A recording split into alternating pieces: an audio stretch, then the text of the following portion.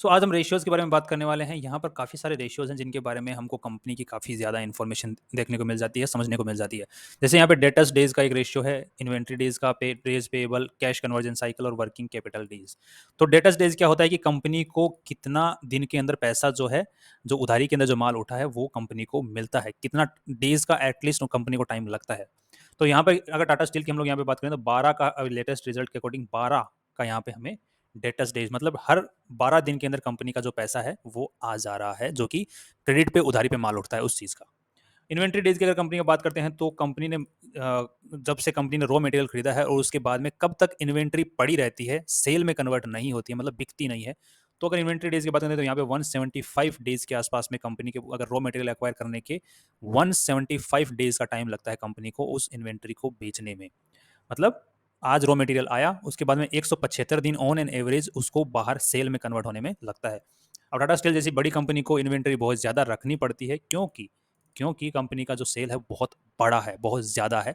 तो इतना बड़ा स्टॉक कंपनी को एटलीस्ट रखना ही पड़ता है आगे से एडवांस के अंदर। तो ये एक अच्छी चीज़ है इस कंपनी को देखते हुए।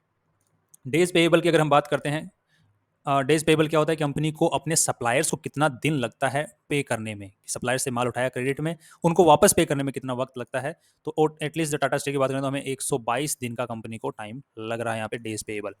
नॉर्मली ये जो डेज पेबल जो टाइम होता है 30 से 40 दिन का होना चाहिए, बट काफ़ी सारी जो बड़ी कंपनियां होती हैं जिनका सेल काफ़ी ज़्यादा होता है और जिनकी डिमांड फ्यूचर में ऐसा लगता है कि रहने ही वाली है, मतलब एक बड़ा जाइंट कंपनी होती है।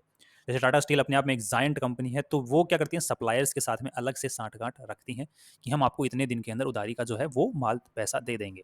तो यहाँ पे आज के दिन 122 का ऑन एन एवरेज जो निकल के आ रहा है फॉर्मूले के अकॉर्डिंग 122 दिन कंपनी लगाती है। कैश कन्वर्जन साइकिल ये सिंपल है कैलकुलेट करना, डेज डेटर्स डेज और प्लस 175 डेज, इन दोनों को प्लस कर दो और 122 को माइनस कर दो तो आपके पास में 66 डेज यहाँ पर आ जाते हैं।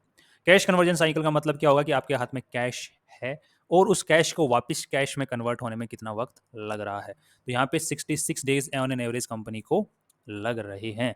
वापस कैश हाथ से जा रहा है, मतलब रॉ मटेरियल खरीदा जा रहा है और बाद में उसको वापस सेल में कन्वर्ट होने में, उस सेल कैश को वापस हाथ में आने में 66 दिन का वक्त लग रहा है। मतलब 100 रुपये आपके हाथ से गए तो वापस प्रॉफिट जनरेट होके वो 100 रुपये कब तक आ रहे हैं, उसमें 66 डेज का टाइम लग रहा है।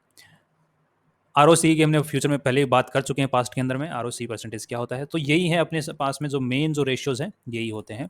अगर डेटर्स डेज बहुत ज़्यादा है, इसका मतलब लोगों को उधारी में माल बहुत ज़्यादा उठ रहा है, जो कि एक नेगेटिव पॉइंट है। ये जितना कम हो उतना अच्छा है, क्योंकि मान लीजिए कैश में ही आपसे कोई माल उठा रहा है और कैश में ही सारा माल आपका उठ रहा है, इसका मतलब आपको उधारी की टेंशन नहीं है, बार बार किचकिच नहीं है।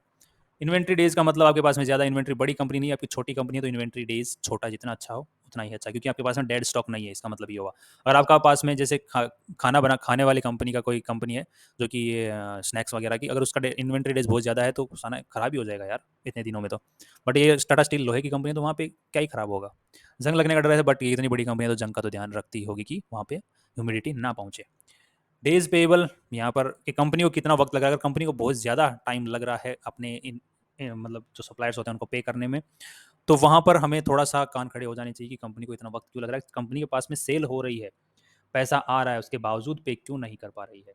तो अगर वहाँ पे हमें वैलिड रीज़न नज़र आता है तो ठीक है, अगर नहीं आता है तो हमें थोड़ा सा देखने की ज़रूरत है। बाकी सब कुछ ठीक है, कैश कन्वर्जन साइकिल जितना कम हो उतना अच्छा। दैट्स ऑल इसके अंदर हमारे। और बाकी हम कल से जो कोई भी कंपनी होगी उसका कंप्लीट रिसर्च करके उसके बारे में हम लोग फाइंड आउट करने की कोशिश करेंगे कि ये इन्वेस्टेबल कैटेगरी में है या नहीं है। सी यू टुमारो।